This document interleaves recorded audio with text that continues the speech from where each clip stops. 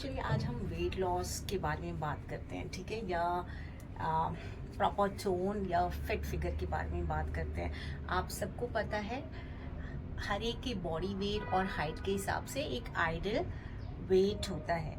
जी हाँ। और हम सबको पता है, अगर आप अपने कॉलेज डेज या स्कूल डेज याद करें, उस समय जब हम बच्चे थे तो कितने एक्टिव रहते थे, राइट? कितना भी खा लें कोई चीज़ हमें लगती ही नहीं थी। और आजकल तो हम में से कई इंसान ऐसे हैं जो कि हवा भी अंदर लें, सांस लें तो बॉडी फूल जाती है, ब्लोटिंग हो ही जाती है।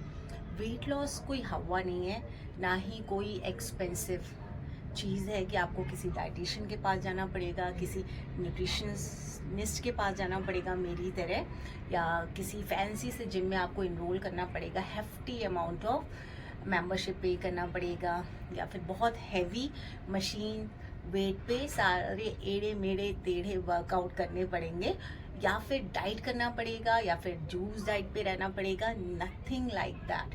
सिंपल वेट लॉस की रिक्वायरमेंट है माइंड बॉडी कनेक्शन। माइंड को ये पता होना चाहिए कि आपके लिए क्या ज़रूरी है। हम सबको पता है क्या है हेल्दी खाना, क्या है पोर्शन कंट्रोल।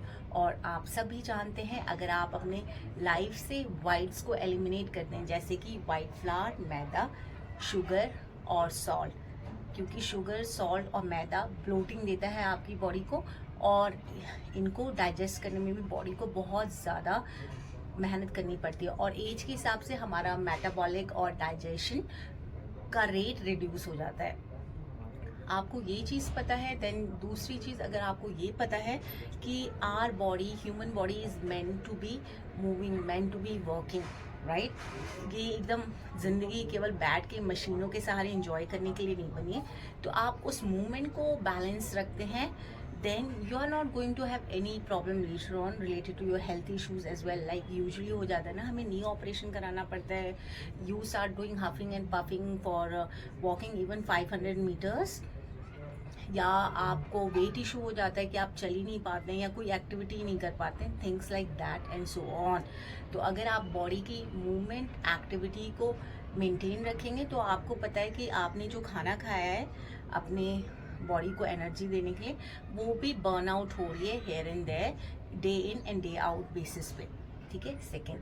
थर्ड चीज़ ये है कि stability, consistency and strong will power of your mind. जी हाँ, आपको पता है mind is the mechanism who plan like millions time, trillions time in a day for so many things which even we don't think about, like what meal to cook for our family members, what dress to wear to go out for an office, or which coffee shop to go for a coffee date with your friends, and what tiffin to pack for your kids, so on and so forth. As simple as that.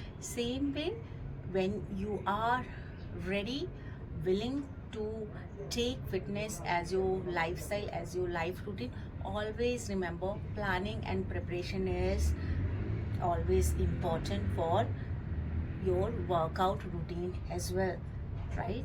तो आपको preparation और planning में क्या करना है, what clothes you are going to wear, which water bottle you are going to carry, whether you are going to carry your resistance band, hand fingers protection for lifting a heavy weight, towel for cleaning or drying the sweat, shoes, socks, leg weight or hand weight, things like that. Okay, and then it comes to the performance, right? What is performance? Performance means ki what kind of workout you are going to do at that particular day, whether you are going to hit your upper body with cardio, whether you are going to do your lower body with abs, right? Whether you are going to hit your back muscles, or whether you are going to do cardio with abs, or you are going to work with machines, things like that. कितनी सारी चीज़ें life में simple होती हैं। Main thing ये है कि हम कई सारी चीज़ें इग्नोर कर देते हैं जो अब खुद से रिलेटेड होती है, may be because of time issues, because of family priorities, so on and so forth.